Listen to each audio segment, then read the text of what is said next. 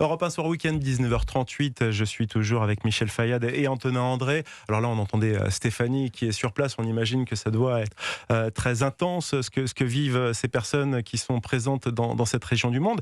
Messieurs, j'aimerais revenir sur ce conseil de défense qui se réunit depuis 18h. Est-ce qu'on peut en attendre quelque chose, Antonin, Michel? Moi, je ne crois pas grand-chose, puisque la France n'est pas impliquée directement dans cette guerre. Toutefois, il faut quand même rappeler que la France a quand même des bases militaires dans la région. Il y en a une à Abu Dhabi, donc près de Dubaï, où était Stéphanie de Muru, et il y a également à Djibouti. Donc c'est vraiment au niveau des deux détroits, celui d'Ormuz et celui qui est près du Yémen.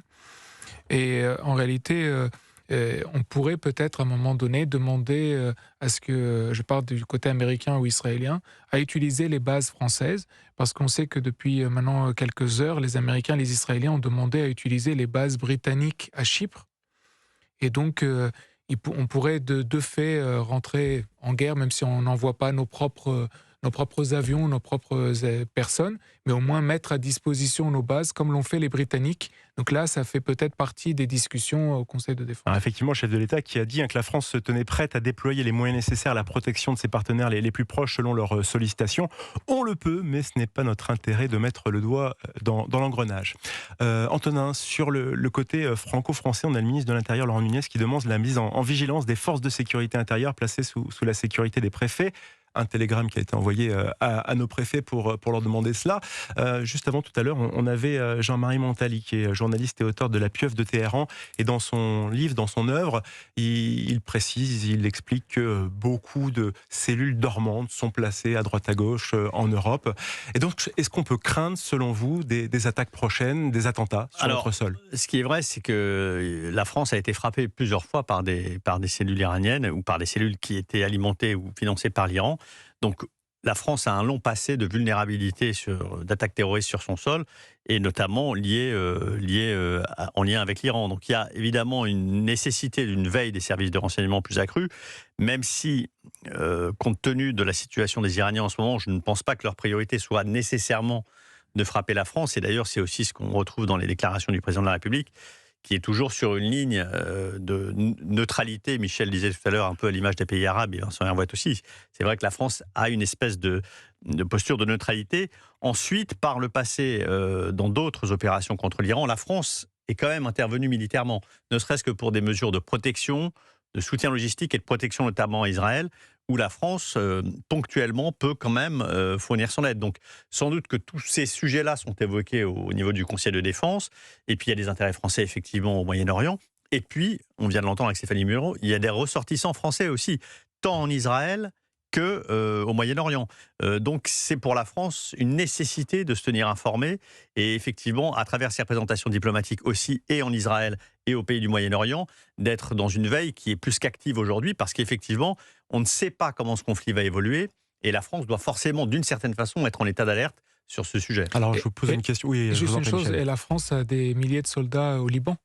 Parce qu'il y a dans la FINUL. Exactement, donc cela, il ne faut pas les oublier. Alors justement, l'escalade est en cours, comme le rappelait Emmanuel Macron, le président de la République, qui dit que cette escalade est dangereuse pour tous et doit cesser. Alors comment juste pouvoir intervenir et éventuellement soutenir ? Alors juste de la logistique ou peut-être des moyens pour soutenir et venir en aide à nos ressortissants.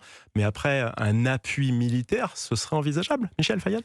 Non, mais enfin, lorsqu'il dit de reprendre les négociations, il est vraiment à côté de la plaque, parce que vous avez aujourd'hui des Iraniens qui sont prêts uniquement à faire un accord de Vienne 2015 bis, c'est-à-dire un accord qui consisterait uniquement à discuter un taux d'uranium enrichi très bas, alors que Donald Trump souhaite en fait le démantèlement complet du programme nucléaire iranien, le démantèlement complet du programme de missiles balistiques iranien et l'arrêt complet du soutien par l'Iran à ses proxys iraniens, donc le Hezbollah au Liban, les Hacheshabi en Irak, les Ansar Allah Houthi au Yémen, le Hamas djihad islamique dans les territoires palestiniens. Donc en réalité, il y a deux discussions parallèles entre les Américains et les Iraniens. Il n'y a pas de rapprochement. Donc en fait, quand Emmanuel Macron demande à ce que les négociations reprennent, il est en fait vraiment à côté de la plaque. Parce qu'encore une fois, quand il y a eu les accords de Vienne en 2015, la situation était complètement différente. À cette époque-là, les Iraniens étaient de fait dans notre camp. Pourquoi je dis dans notre camp? C'est parce qu'à l'époque, notre lutte, notre guerre était contre Daesh.